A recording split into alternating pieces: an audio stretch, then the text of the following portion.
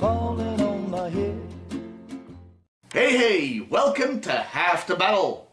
Last year, we looked at the entire Mass Device miniseries, the cartoon that started it all for G.I. Joe. So this year, I'm tackling the Revenge of Cobra, the second miniseries. After the success of the Mass Device, both as a cartoon series and a giant toy commercial, a second miniseries was ordered and released in 1984, featuring toys from 84 and 85. So let's dig in. And of course, we'll be starting with episode 1, In the Cobra's Pit. Yeah, obviously starting with episode 5 would be kinda dumb.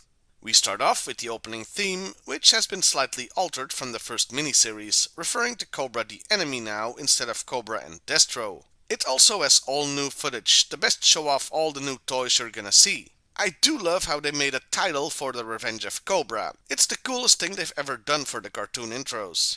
Our story begins with the Joes and Optimus Prime, apparently, transporting a new laser core for their cannon. Okay, so it's not Optimus Prime, but wouldn't that have been cool?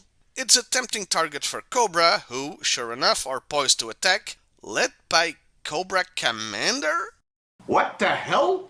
Okay, even though this is called The Revenge of Cobra, it's not a direct sequel to the Mass Device, or at least stuff must have happened in between the two miniseries, because at the end of Mass, Cobra Commander, and everybody else except Destro, had been captured. But none of that is ever referenced here. Here, the Commander is just out and about. Like the opening credits, the opening battle is a good one, but you're very much aware they are presenting new toys to you. On Cobra's side, they highlight the Stinger Jeep, Scrap Iron, and Firefly. Also the Flight Pod, or Trouble Bubble, but they were clearly working off a prototype design for that one, as it only vaguely resembles the actual toy. The battle seems to be going great for Cobra. Now there's something I don't get to say very often. With them separating the truck from the convoy and getting men on there. Duke attempts to stop them, putting up a good fight, but even with the help of the almighty Snake Eyes, they can't stop the bad guys and even end up getting captured. Duke getting captured by Cobra. Wow, what an original idea. What is surprising though is that Cobra Commander gets captured at the same time. I have issues with this whole plotline, but I'll save that for the end of the review. The rest of Cobra escapes in that gorgeous Cobra aircraft that should have really been a toy. Come on, HasLab, get on that.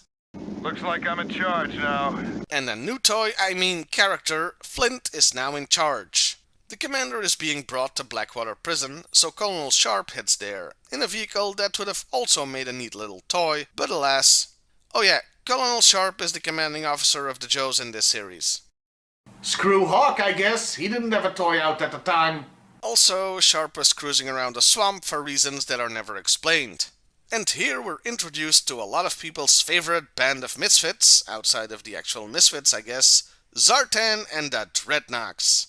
They intercept the Colonel and force him into the water, where he's promptly captured. Zartan has to temper his men's enthusiasm.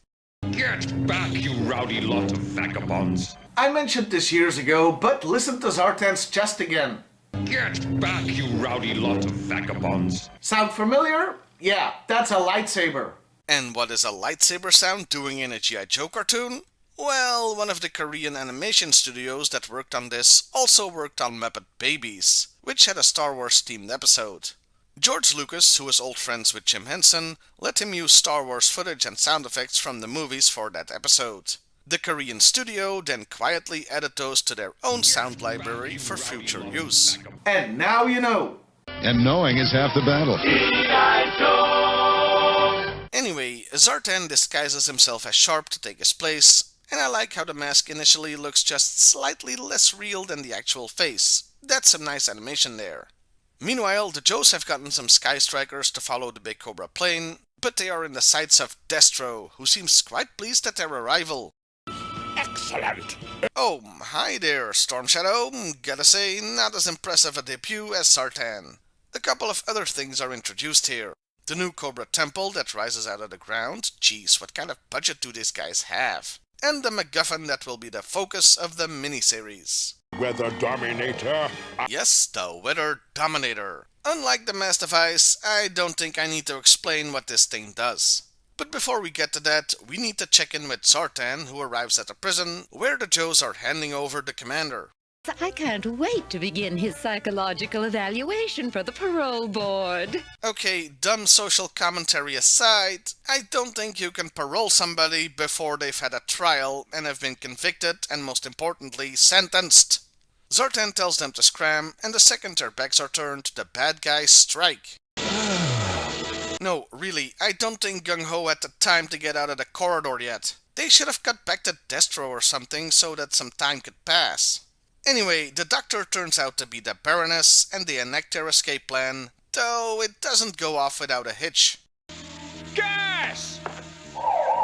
In the water up ahead. Oh no! See what I mean? Gung-Ho did not have the time to get all the way to the cage in that little time. I know it's a small point, but it just bugs me is all. With the help of the Dreadnoks, they make it out and onto the swamp skiers, but the Joes are in hot pursuit. Their effort is valiant and shows off the Skyhawk toy, but futile as Zartan uses a smokescreen to escape. They're gone, just like they were swallowed up by the swamp. Back with Destro, he fires the Weather Dominator, creating a storm cloud. Scarlet, pull back with your squadron and keep us in sight. How about you all fly higher or try to avoid it some other way? It doesn't look that big. The cloud immediately turns into a tornado or hurricane, I'm not picky, causing Flint, Roadblock and Mud to go down. Oh, and Junkyard, because he was in the jet too. Hey, he's right. There's no rule that says a dog can't be a pilot. The rest of the Joes retreat and Cobra's plane lands. They unload the core and the prisoners, and this bit is almost beat for beat the same as in the mass device, as Duke tries to fight off all of Cobra to escape. Only Snake Eyes is there this time. Though it is funny that Mr. Invincible Ninja is subdued by 2 lowly Cobra troops. Yeah, the cartoon did not have the same reverence for Snake Eyes that the comic had. With the laser core, the Weather Dominator now has a near unlimited range. I miss the Cobra Commander as deeply as you do, but we can attend to that in good time. No time in prison is good! It's rare for the commander to get one over on Destro, so I really dig this.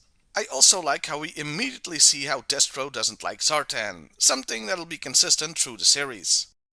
Zartan, and they have no commitment to our cause. Something else that's interesting, this is like the only time we see the commander switch from his helmet to his hood, and it looks like he keeps on part of the armor.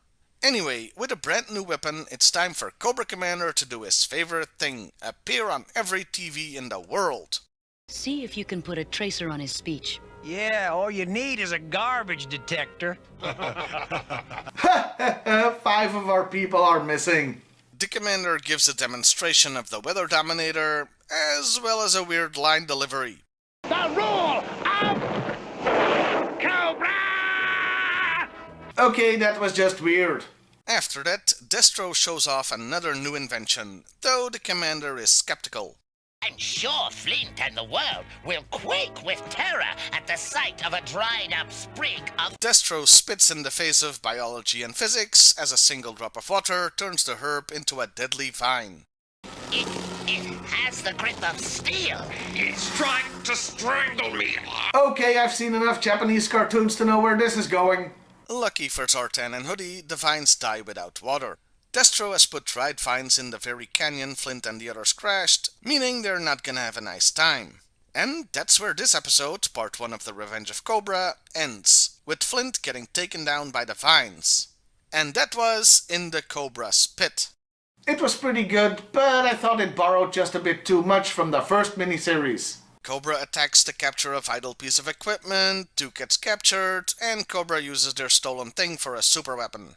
It's almost as if The Revenge of Cobra is a remake or soft reboot of the cartoon instead of a true sequel. And that's a pity because it would have been so easy to make it a true sequel without needing much new animation even. Just start the episode with Cobra Commander being transferred to Blackwater Prison.